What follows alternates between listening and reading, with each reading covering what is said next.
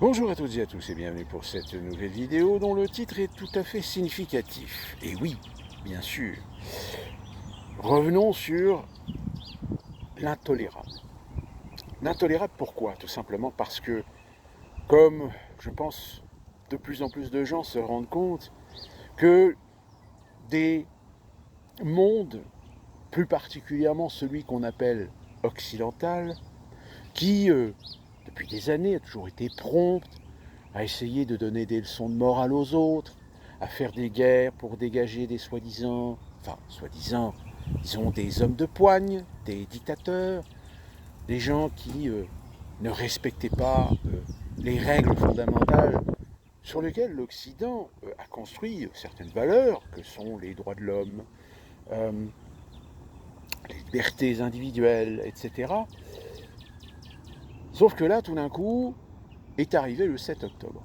Et le 7 octobre, c'est une attaque fomentée par le Hamas sur des territoires, sur des villages, sur des kibbutz, avec toute l'horreur d'ailleurs que, même encore aujourd'hui, il reste encore quelques polémiques sur le fait de savoir est-ce que c'est bien les gens du Hamas qui ont commis ces crimes, même si les fameuses vidéos des dash cam, ce qu'on appelle les body cam, pardon, que portaient certains combattants du Hamas démontrent bien qu'ils ne sont pas du tout absous euh, de la barbarie avec laquelle ils ont été pendant cette attaque.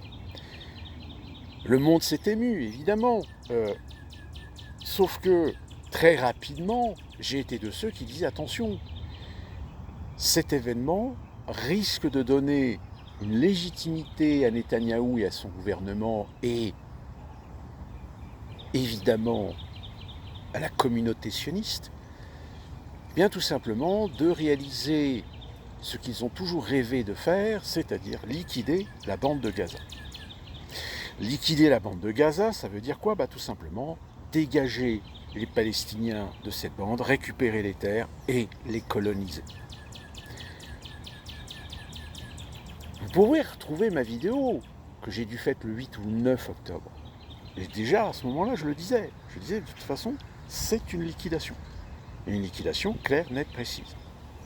Et là, force est de constater que c'est bien une liquidation, dotée en plus de ça, d'un génocide. Aujourd'hui, le gouvernement israélien, Netanyahou, qui, je le rappelle, pour l'instant, sont toujours sous le coup d'une commission d'enquête de la Knesset pour savoir si oui ou non les autorités israéliennes étaient au courant d'une potentielle attaque de la part du Hamas. Et dans ce cas-là, pourquoi rien n'a été préparé, rien n'a été fait pour empêcher à qui profite le crime? S'il n'y a pas eu des collisions, voire même, est-ce que finalement le Hamas n'a pas été aidé, poussé à commettre cet acte pour ensuite donner la légitimité à ceux attaqués de contre-attaquer? Le fameux false flag. Sauf que là, le false flag, il est commis par des gens certainement qui sont convaincus qu'ils sont dans une action légitime par rapport à leurs idéologies, mais vous le savez aussi bien que moi, les Américains par exemple sont des spécialistes à réussir à aider, financer, pousser des gens à aller dans un sens plutôt que dans un autre. Et évidemment, on ne peut pas accabler les Américains d'être responsables de certains bouleversements géopolitiques parce qu'en réalité, ils n'ont pas eu d'action directe. Ils ont tout simplement manipulé, ils ont orienté, voire en effet leur trouver des liens par des financements. L'Ukraine est un terrain très clairement rempli de ces opérations, de ces manipulations, comme je vous l'ai dit, depuis le moment où l'Ukraine est devenue indépendante en 1991, elle a été un terrain expérimental, elle a été un laboratoire, d'autant plus que l'Ukraine est devenue, pendant les 10 ans qui ont suivi son indépendance, un endroit devenu des plaques tournantes d'un certain nombre d'activité, de trafic, etc. Donc, les sionistes, parce que c'est eux, disons les mots, aujourd'hui ont une opportunité de pouvoir se débarrasser d'une partie des Palestiniens. Bien, d'une partie parce qu'il reste aussi la Cisjordanie. Sauf que c'est allé beaucoup trop loin. Sauf que, tout d'un coup, l'Occident, ou tout du moins les peuples occidentaux, se rendent compte que l'autorité israélienne n'est plus dans une opération en réponse à une attaque du Hamas, mais bien dans une liquidation, voire un génocide. Oui.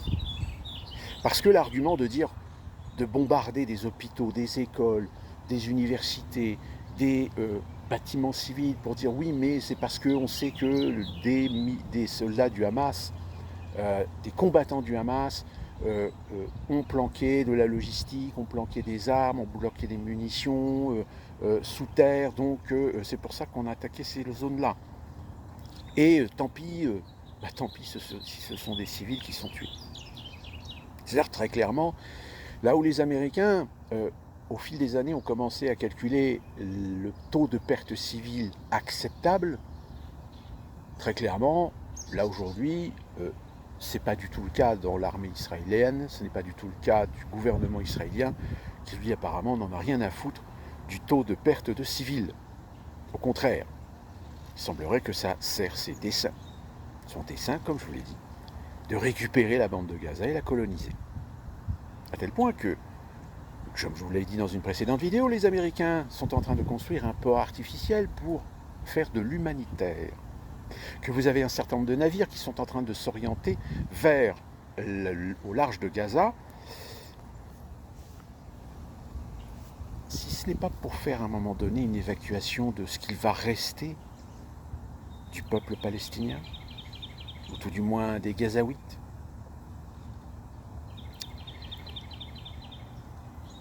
Sauf comme je vous l'ai dit, c'est aller trop loin. Trop loin au-delà des valeurs acceptables de l'Occident. Sauf que tout d'un coup, les peuples occidentaux se rendent compte que certaines personnes, des intellectuels, des écrivains, des artistes, des sociologues, des politologues, voire même votre voisin, lorsqu'ils accusaient les sionistes d'être la cause de certains maux, aussi bien dans nos pays occidentaux que dans le Proche-Orient, on les traitait d'antisémites. Preuve en est, souvenez-vous, sous l'époque de Hollande, Manuel Valls, qui faisait tous les efforts, qui gesticulait dans tous les sens, pour essayer de faire en sorte que l'antisémitisme soit, par la loi, considéré comme de l'antisémitisme. Enfin, l'antisionisme, pardon. Et d'ailleurs, aujourd'hui, certains essaient de convaincre l'opinion que être antisioniste, c'est fatalement être antisémite. Alors que ce sont deux choses complètement différentes. L'antisémitisme, c'est la détestation du juif, alors que l'antisionisme, c'est être contre une idéologie, contre une politique développée au XIXe siècle, qui consiste à faire du juif une confirmation de ce que l'on considère être le peuple élu. Et donc, qui dit peuple élu, dit le peuple qui doit dominer, qui doit diriger. Rappelez-vous, je vous ai parlé que les sionistes ont un projet considérable, qui est de reconstruire ou de construire le Grand Israël. Sauf que le projet de Grand Israël s'oppose au projet de Grand Califat des musulmans, plus particulièrement des salafistes saoudiens, et du grand projet également de construction d'un grand califat, mais plutôt du califat qu'on va appeler ottoman, d'Erdogan. Ce qui fait que finalement cette région du monde est certainement la région la plus chaude et où les choses risquent d'exploser tôt ou tard. Et bien force est de constater que là les choses ont explosé. Mais à l'étonnement des peuples occidentaux, de leurs dirigeants, de leurs comment pourrait-on appeler ça, de leurs vertueux, des bien-pensants. Tout d'un coup, le discours qu'on entend depuis 2 ans contre la Russie, tout d'un coup, lorsqu'on a là vraiment des preuves de massacres, de femmes, d'enfants. Je rappelle, on est à plus de presque 33 000 officiellement de victimes, dont plus de 15 000 enfants à Gaza. Et c'est marrant parce que là, tout d'un coup, on n'entend plus les mêmes discours qu'on a entendus contre les Russes, comme le massacre de Boucha, par exemple, ou d'autres civils qui ont été tués parce que malheureusement ces civils, oui, étaient au mauvais endroit au mauvais moment, parce que ces civils ont servi les Ukrainiens de bouclier. Et je vous rassure, inversement. Mais là, tout d'un coup, les gens qui savent encore se servir de leur cerveau ont bien senti qu'il y avait une sorte de dissonance. Là où on a la démonstration, les preuves flagrantes que l'armée israélienne va beaucoup trop loin et est en train tout simplement de faire un génocide, les médias, les intellectuels, les bien-pensants n'ont pas le même discours qu'ils ont contre la Russie. Alors que là, on est, admettons-le, on est bien pire que la guerre en Ukraine. Parce que la guerre en Ukraine, vous avez une armée ukrainienne qui se défend contre une armée russe. Or là, on a une armée qui s'attaque à des civils. En face d'eux, il n'y a pas d'armée. Il y a une organisation qu'on appelle le Hamas, mais qui est une organisation avec quasiment peu de moyens, que de l'armement de poing, de l'armement de guérilla.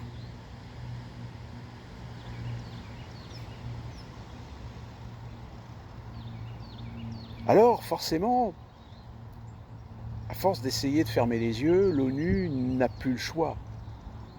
L'ONU vient de voter une résolution où elle reconnaît la notion de génocide,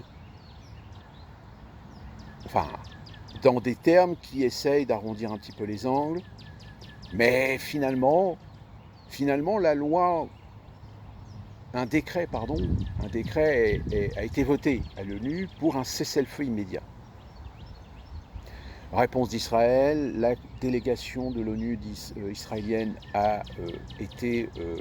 on leur a ordonné de quitter l'ONU. Et le Ramadan, on espérait pouvoir un cessez-le-feu pendant le Ramadan, dans le respect quand même, eh ben non. Et tout d'un coup, là, les gens commencent à se rendre compte de l'impuissance, finalement. De l'impuissance même des États-Unis d'Amérique, le gendarme du monde. Alors oui, on essaie de mettre un petit peu de l'eau dans son vin, mais quand un président américain commence à dire qu'il faudrait peut-être arrêter un petit peu le massacre, qu'on essaie de développer, de mettre en place une logistique pour aider les Gazaouites, mais que derrière on continue à armer, à envoyer des armes, des munitions à Israël, c'est qu'on sent bien que l'autorité américaine, comme beaucoup d'autorités dans beaucoup de pays occidentaux, est tenue par la peau des couilles. Que là, il n'est plus un doute à avoir sur le fait que le Mossad a bien fait son boulot. Le Mossad a des leviers sur l'ensemble des autorités et des pouvoirs politiques des pays occidentaux. Ce qui fait que ceux qui risquent de gueuler un petit peu trop haut ont de fortes chances de voir leur carrière flinguée. Comme d'ailleurs, on le voit bien en France, les LFI qui se saisissent de l'occasion pour essayer de se jouer la carte humaniste, droit de l'homiste, en défendant les droits des Palestiniens, en mettant en avant le massacre de Gaza, eh bien tout d'un coup on se rend compte que des gens qui étaient plutôt d'extrême gauche, qui étaient plutôt dans la mouvance des insoumis, eh bien, sont en train de retourner leur veste. Mais cela n'empêche pas que de toute façon, ça contribue aussi aisément à la décrédibilisation et à la destruction du paysage politique français. Quand on voit le Parti socialiste qui met en tête de liste pour les européennes un Glucksmann qui est aussi ridicule qu'il est idiot. Je rappelle, ce Glucksmann a eu une épouse. Aujourd'hui, Glucksmann est avec Léa Salamé, vous le savez. Mais avant ça, il avait une épouse qui a eu ses entrées dans l'administration gouvernementale ukrainienne, à l'époque de Maïdan, par exemple.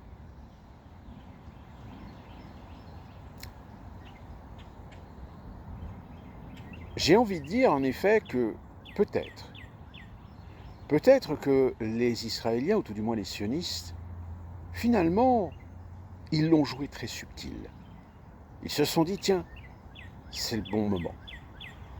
C'est le bon moment de faire ce qu'on a toujours rêvé de faire, c'est-à-dire finalement de prendre toutes les terres palestiniennes. Parce qu'aujourd'hui, qui va nous en empêcher ? Ce ne sont pas les gouvernements occidentaux, ce n'est pas Washington, puisque de toute façon aujourd'hui tous ces pays occidentaux sont dans une telle merde économique, sociale, politique. Parce que les mondialistes ont voulu détruire les États-nations pour mieux installer leur hégémonie, pour mieux installer leur domination et leur contrôle, sauf que malheureusement, en l'état, la situation est en train tout simplement de jouer contre eux. De jouer contre eux parce que tout d'un coup, cet événement qui n'est pas, on va dire, qui n'est pas contre-productif dans la mise en place du nouvel ordre mondial.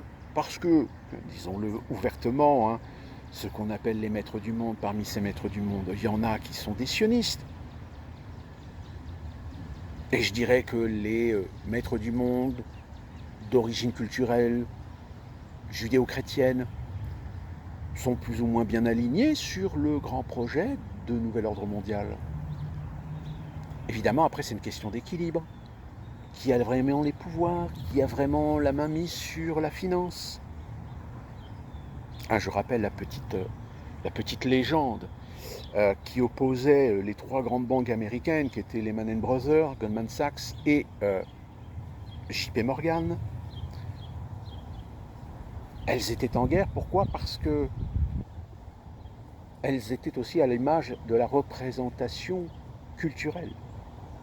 L'une était très alignée sioniste, une autre était très alignée judéo-chrétienne, l'autre très chrétienne. Donc, évidemment, quand on a le pouvoir, quand on a les leviers, c'est toujours la même rengaine. Installer une domination mondiale, installer un gouvernement mondial, c'est bien. Mais à qui on va le confier ? À qui on va confier la direction de ça ?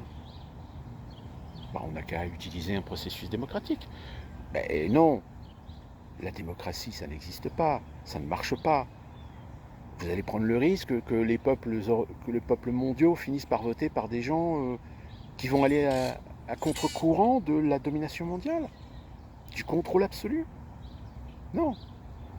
Il faut installer un système comme ces systèmes qui sont en train de s'installer en Europe, c'est-à-dire des pseudo-démocraties, mais dont on change les règles, dont on change les codes, de telle manière à ce que ça soit toujours les mêmes qui finalement auront toujours le pouvoir. Et que après, charge à eux de construire un décor et de monter un spectacle qui fera l'illusion de la démocratie. Et ça, malheureusement, je pense que les Israéliens sont en train de se rendre compte de ce fait. De ce fait que leur démocratie, finalement, ne fonctionne pas. Sinon, pourquoi Netanyahou aurait été réélu Premier ministre ? Pourquoi est-ce que la Knesset resterait toujours entre les mains d'ultra-conservateurs ? Pourquoi les mouvements d'opposition ne finiraient-ils pas à un moment donné à finir par avoir la majorité. Pourquoi à chaque fois que ceux qui se font élire, mais qui ne sont pas dans le plan, s'en prennent plein la gueule, on leur fout des bâtons dans les roues à tous les niveaux, de telle manière à ce que, de toute façon, les peuples, au bout d'un moment, se disent « Ah oui, mais non, mais ça marche pas, etc. » Donc, on revient aux fondamentaux. C'est un peu le problème, d'ailleurs, qu'il y a aux États-Unis. La plus grosse erreur des démocrates, c'est de vouloir jouer le sentimentalisme et d'avoir choisi Joe Biden pour essayer de battre Trump en 2020, pardon. Mais le résultat des courses, ça a eu un effet inverse. C'est que, comme je vous l'ai dit aujourd'hui, il est très difficile de savoir quelle est la proportion d'Américains qui sont prêts à voter pour Trump de ceux qui sont prêts à voter pour Biden. Et pour de fausses raisons d'ailleurs. Parce que on va pas se mentir, 80% des Américains qui vont voter Biden pour ne pas laisser Trump reprendre le pouvoir.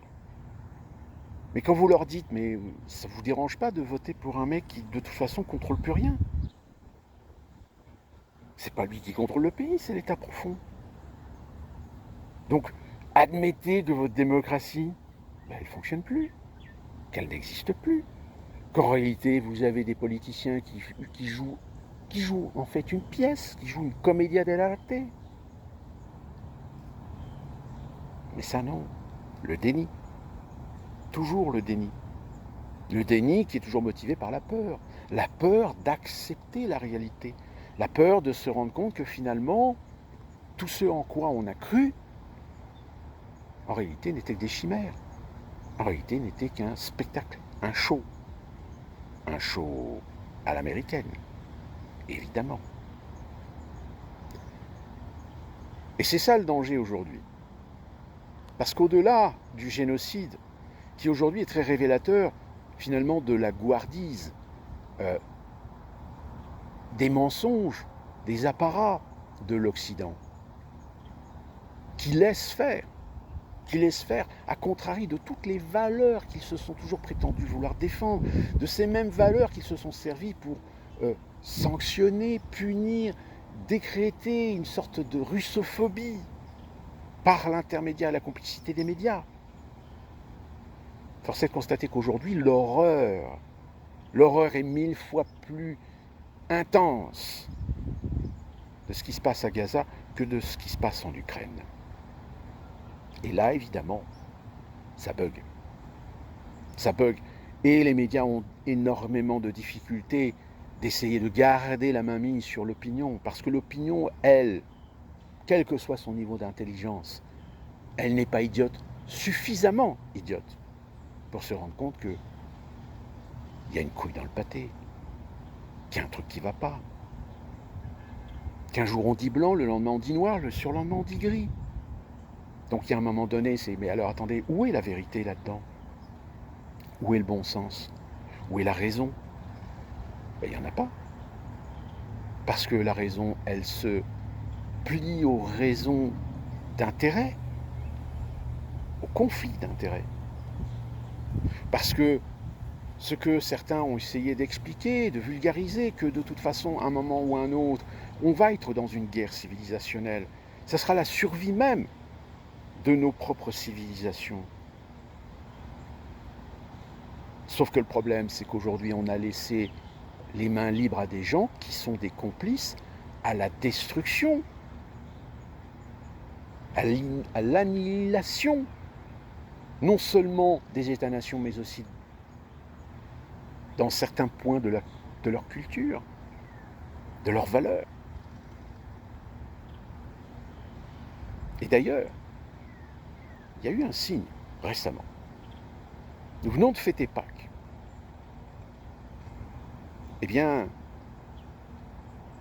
les catholiques ont été étonnés de se rendre compte que pour Pâques, dans un certain nombre d'églises, dans un certain nombre de cathédrales, il y a eu une augmentation non négligeable de gens, d'adultes, qui se sont fait baptiser.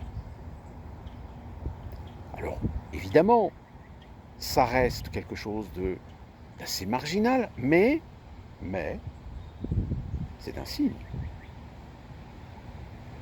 Peut-être que c'est un signe qu'aujourd'hui, des gens qui étaient en dehors de la religion, comme aujourd'hui ils sont complètement perdus parce que toutes les valeurs, comme je vous l'ai dit, toutes les bases même, tous les piliers même, en lesquels ils croyaient, finalement, se sont effondrés. Eh bien, quelle est la chose vers laquelle, tout d'un coup, peut-être pas mal de gens finissent par se tourner, si ce n'est la religion, si ce n'est Dieu? Tout du moins, Dieu, ensuite par l'intermédiaire d'un choix arbitraire, d'une religion.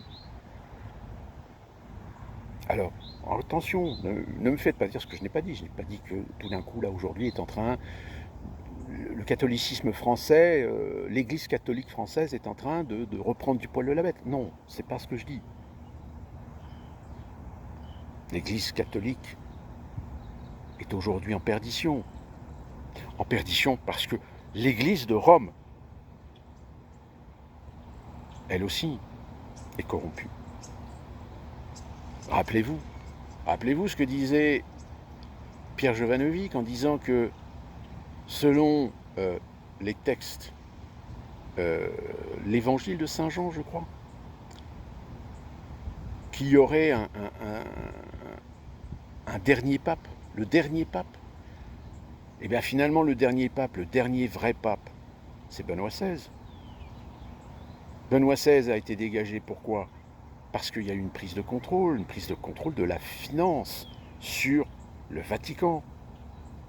Le Vatican qui s'est retrouvé endetté, qui s'est retrouvé dans une merde financière noire, et qui finalement a été sauvé, mais sous condition, évidemment, le Vatican devienne une succursale idéologique de contrôle, de manipulation de cet nouvel ordre mondial.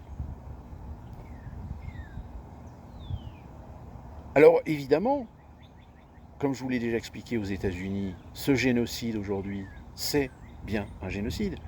Il est perçu en tant que tel par des Américains qui, malheureusement pour les démocrates, sont des progressistes. Les républicains, les conservateurs, eux de toute façon, ça fait depuis longtemps qu'ils sont dans cette conviction que Washington est sous influence, que Washington est drogué par les intérêts sionistes. Ce qui n'est pas le cas des progressistes. Les progressistes, eux, croient aux princesses, croient, ont des fanatismes tels que... Ça, c'est un truc ici aux États-Unis que je n'arrive pas à comprendre. Ils sont omnubilés, ils sont fascinés par les licornes, par exemple. Mais voilà, je veux dire, ça, c'est l'impact culturel en partie de Disney, par exemple. Disney qui a réussi à influencer la culture américaine. Sauf que les progressistes aujourd'hui, il y en a pas mal qui ont encore un minimum de culture, un minimum, comme je vous l'ai dit, savent encore se servir de leur cerveau, et bien se rendre compte qu'ils sont pieds et poings liés. Ils se rendent compte qu'ils n'ont pas de choix, ils se rendent compte qu'ils sont aujourd'hui esclaves de leurs propres convictions, et qu'ils se sont fait manipuler de A jusqu'à Z par des politiciens qui aujourd'hui vont les amener à voter pour quelqu'un qu'ils ne veulent pas voir à la Maison-Blanche. Mais comme il y a Trump en face, ils n'ont pas le choix. Cette même situation que vous avez connue en France, à 2 reprises. Il faut éviter que le parti de la haine, que la peste brune, arrive au pouvoir. Donc, votez pour la démocratie, votez pour la République, votez pour le pacte républicain, votez Emmanuel Macron. Et en 2027, ne vous inquiétez pas, vous aurez le droit au même scénario. Sauf que ce ne sera pas Macron en face. Mais je pense qu'à mon avis, je suis désolé de vous dire ça, mais même avec les événements actuels, je ne suis pas certain qu'un certain nombre de Français ont encore compris la leçon. Mais encore une fois, je dis oui, peut-être parce qu'il n'y a plus de choix. Alors que comme aux États-Unis, hein, je vous l'avais expliqué. Hein, aux États-Unis, vous avez des candidats. Kennedy, par exemple. Ça, c'est peut-être la première fois qu'on a un troisième candidat avec une certaine valeur, etc., qui peut faire la différence. Mais comme je vous l'ai dit, la société américaine est conditionnée à voter soit pour un démocrate, soit pour un républicain, et pas quelqu'un d'autre.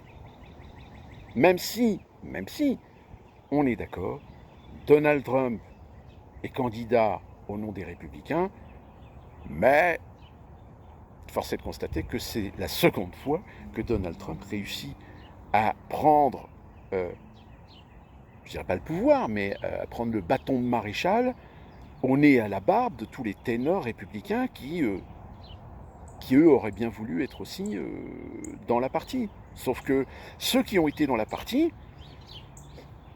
dès le début, que ce soit par des sondages ou ce que vous voulez, n'ont jamais, ne serait-ce que menacé le programme, menacé l'existence même de Trump en tant que candidat à la primaire républicaine. Même DeSantis était très très loin dans les résultats des primaires, enfin les premières primaires et les sondages. Donc c'est pour ça, finalement, on a commencé à croire que finalement c'était déjà plié. Sauf que là, évidemment, on va dire, oh bah, de toute façon, c'est pareil, c'est pour novembre. Novembre, c'est plié. Pas sûr. Attendez de voir. Il va peut-être se passer encore quelque chose d'important d'ici là. Quoi? J'en sais rien. Biden qui décède d'un arrêt cardiaque, remplacé par je sais pas qui. Kamala Harris. Alors Kamala Harris, elle a été renforcée récemment parce que Obama, il est toujours dans les coulisses. Hein. D'ailleurs, je ne sais pas si vous avez vu, hein, il y a eu récemment un déplacement, je crois, pour regalvaniser un petit peu les troupes pour la campagne de Biden. Et bah, tout d'un coup, qu'est-ce qu'on a vu apparaître? Obama.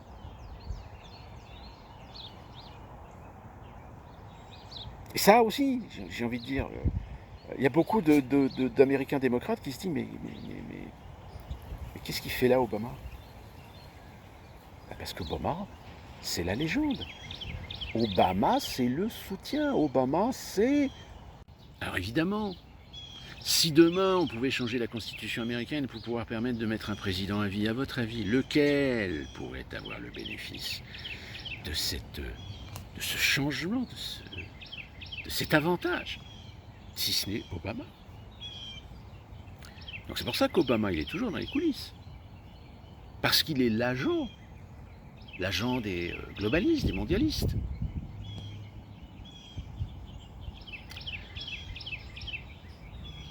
Sauf que voilà, il y a Gaza. Il y a ce génocide qui est en train d'avoir lieu devant les yeux du monde entier. Parce que évidemment, le problème pour les mondialistes, les problèmes pour les bien-pensants, c'est Internet. C'est Internet où on peut faire circuler des informations, des images, des vidéos, etc.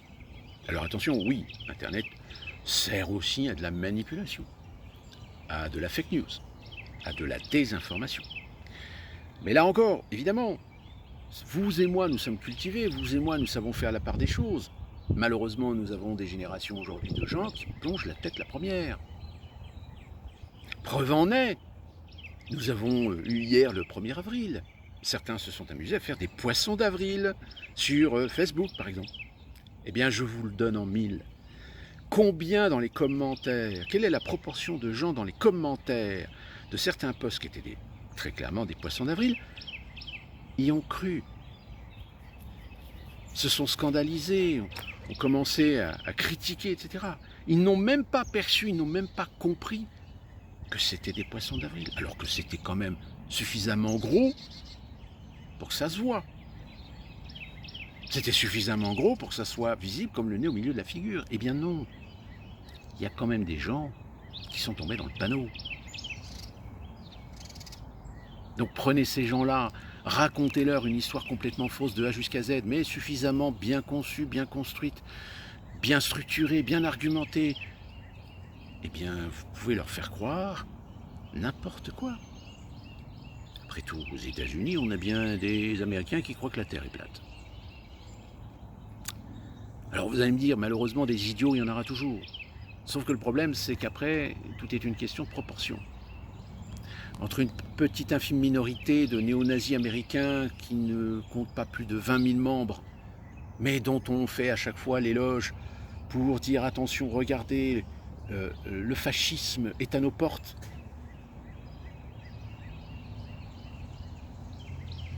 Par contre, quand vous faites des sondages sur des gens qui ont des croyances, et vous vous rendez compte que les croyances touchent quand même une proportion de gens non négligeable, bah oui, la légende qui dit que aujourd'hui l'éducation s'est amoindrie, l'éducation est devenue idéologique, l'éducation est devenue presque limite du bourrage de crâne, l'éducation s'est appauvrie. On préfère faire apprendre à des gens par cœur des idéologies plutôt que de leur apprendre à avoir du raisonnement, du libre arbitre. C'est limite si les professeurs d'ailleurs ne sont pas aujourd'hui profilés, éduqués à faire en sorte que leurs élèves n'aient jamais un libre arbitre, qu'ils soient conditionnés à une idée plutôt qu'une autre. Sauf que là encore, tous ces gens qui ont été façonnés de cette façon, ben, il y en a quand même pas mal, voire un très grand nombre, qui ont encore un tant soit peu d'intelligence pour se dire mais on nous a chanté, on nous a conditionné, on nous a appris tout ce qui pouvait être négatif concernant la Russie. Sauf que là, nous avons véritablement quelque chose qui est 10 fois plus dramatique, 10 fois plus horrible. Et là, oui, mais vous comprenez, il y a des juifs qui ont été tués par le Hamas, donc c'est une réponse. Oui, c'est une réponse, mais c'est une réponse disproportionnée. Et ça est devenu un génocide. Donc affaire à suivre, à méditer, polémiquer. Et nous on se retrouve très prochainement pour une nouvelle vidéo.